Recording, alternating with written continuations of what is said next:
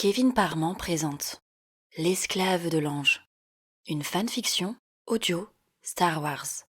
Le bleu des yeux du petit garçon de Tatooine lui rappela instantanément la couleur des eaux douces de Naboo, et de Naboo au Nubien, il n'y avait pas un parsec de distance à parcourir dans son esprit. À la pensée des habitants de sa planète, toujours retenus en otage par les armées droïdes de la Fédération du Commerce, les lèvres fines de la reine Amidala se mirent à trembloter nerveusement. Sa gorge se noua aussi, refusant d'avaler sa salive, et ce n'est qu'avec grande peine qu'elle parvint à empêcher ses yeux bruns, qui scintillaient comme deux étoiles dans le ciel, de laisser échapper ses larmes. Mais celles-ci continuèrent à s'accumuler dans le regard de l'adolescente, et, afin de ne pas craquer devant Anakin, elle baissa les yeux pour s'attarder un moment sur le porte-bonheur que le jeune garçon venait de lui offrir à l'instant. Miraculeusement, la vue de la beauté de ce pendentif en bois sculpté sembla apaiser sa tristesse. « Toi aussi tu es une esclave, pas vrai ?» demanda soudainement le garçon des sables avec une voix chevrotante d'émotion. Padmé redressa alors son visage pour fixer à nouveau l'enfant de 9 ans. Le blondinet portait sur lui des vêtements souillés par le sable et la sueur, et le dessous de ses ongles était noir de saleté.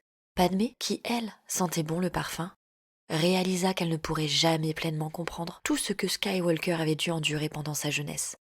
Certes, Padmé avait très tôt été soumise aux droits et aux devoirs qu'exigeait un parcours politique, mais tout ceci n'était rien en comparaison de la liberté restreinte à laquelle Anakin avait été condamné, ni des joies absentes de son enfance, à cause de sa condition d'esclave, ni même de sa servitude, 1000 fois plus contraignante que celle d'une personnalité publique. « Quoi ?» demanda-t-elle en n'ayant pas compris la dernière parole du garçon. « Tu sers la reine Amidala. Tu es esclave, comme moi ?»« Je suis une suivante, Annie, pas une esclave. » « Ça reste un peu la même chose, tu crois pas ?»« C'est plus compliqué que ça. Il y a une différence entre une suivante et un esclave. Une suivante propose ses services à un maître, tandis qu'un esclave, eh bien lui, il ne choisit pas son maître. » « C'est ça. Mais tu n'as plus à te sentir esclave, Annie. Tu es libre désormais. »« Mon maître, c'est Qui-Gon maintenant. Et ma mère est toujours prisonnière de Watto. Tant qu'elle sera son esclave, je ne serai jamais libre. »« Je comprends. Je ressens la même chose pour le peuple de ma planète. » Soupira-t-elle de découragement avant de se taire un long moment. Face à la réponse aussi sincère d'Anakin, Padmé s'était tue et s'était retranchée derrière un mur de silence afin de protéger sa couverture. En effet, la reine était à 2 doigts de craquer et de révéler toute la vérité sur elle au jeune garçon. À cet instant, Padmé n'avait jamais été aussi près de divulguer sa réelle identité à Anakin. Elle voulait tout lui dire qu'elle était en réalité la véritable reine Amidala en personne, et qu'elle allait faire tout ce qui était en son pouvoir pour arranger leur situation actuelle. Néanmoins, avec son éducation politicienne, Padmé savait pertinemment que le mensonge était primordial pour assurer son avenir. Bien qu'elle ait en cet instant aucunement envie de continuer à mentir, et surtout pas à Annie, qui était véritablement le garçon le plus gentil qu'elle ait jamais rencontré, elle parvint à retenir ses paroles pour protéger ce garçon de la planète des sables, pour qui elle commençait à éprouver de plus en plus d'affection. Certes, il y avait une bien trop grande différence entre cette esclave et elle, qui avait vécu toute sa vie sous les dorures des palais royaux. Cependant, malgré cela, Padmé se sentit tout de même assez proche d'Anakin pour lui éviter la souffrance. Elle pensait qu'il méritait de connaître la vérité. Le temps venu, elle lui expliquerait tout. Et elle était sûre et certaine qu'il comprendrait parfaitement pourquoi elle avait été obligée de lui mentir aujourd'hui.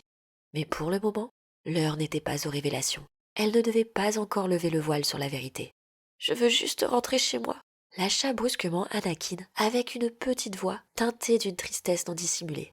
« Moi aussi. » Padmé approcha sa main du visage d'Anakin et de son pouce. Elle effaça doucement la traînée d'une larme qui s'était mise à couler le long de sa joue ronde. « Quand vais-je revoir ma mère, d'après toi ?» Padmé savait bien que les Jedi ne venaient de l'arracher à l'esclavage de Tatooine que pour le cantonner et le garder à portée de main, aux ordres et à la volonté des chevaliers de la Force, et que l'attachement ne faisait absolument pas partie de leurs préceptes religieux. Il ne pourrait sans doute jamais revoir sa mère, et pourtant, une fois encore, elle préféra lui mentir pour son propre bien. « J'ignore tout de la voie des Jedi, et je ne sais pas ce que l'ordre t'autorisera ou pas, mais je suis sûre que tu la reverras très vite. Tu sais, depuis que j'ai l'âge de parler, je ne rêve que de devenir navigateur d'un transport spatial.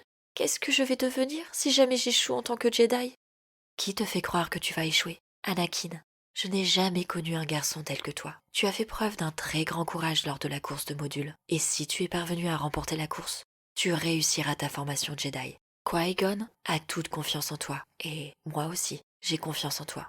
Anakin, qui jusque-là n'arrivait pas à maîtriser les tremblements de son corps, sembla s'apaiser en entendant cette dernière phrase. Tu es sûre de ne pas être un ange? Malgré elle, Padmé esquissa un sourire charmé et rougit même face à cette remarque. Sentant le rouge lui venir aux joues, probablement aussi rouge que son cœur, Padmé se déroba au regard d'Anakin en examinant le reste de la pièce par-dessus son épaule, là d'où émanaient les ronflements de l'autochtone de Naboo. Au même moment, Jar Jar Binks s'éveilla en émettant un long et brillant bâillement, qui faillit lui décrocher la mâchoire et le faire tomber de son siège. Par chance, il se réveilla juste à temps pour se rattraper de justesse à la table métallique placée en face de lui. Suite à la mésaventure du Gungan, qui dorénavant avait les yeux exorbités, le visage de Padmé reprit une teinte beaucoup plus normale et neutre, et elle put se retourner vers Anakin. La voix de Padmé baissa alors en intensité, mais elle garda néanmoins une extrême douceur et un ton rassurant. Coruscant est encore loin, tâche de te reposer, dit-elle en caressant affectueusement les cheveux blonds d'Anakin. Elle s'apprêtait à partir quand celui-ci la retint par un pan de son hijab orangé. Tu veux bien rester avec moi, s'il te plaît? Padmé acquiesça alors et alla se mettre à côté d'Anakin. Celui-ci reposa sa petite tête ronde et blonde sur l'épaule de Padmé. Les minutes défilèrent à la vitesse de la lumière, et dans le silence de l'espace, Padmé ressentit le besoin de fermer ses paupières. Elle s'endormit avec l'image de sa planète en tête, et peu de temps après, la Nubienne et le Tatooïnien dormaient ensemble, côte à côte, chacun trouvant du réconfort dans les bras de l'autre.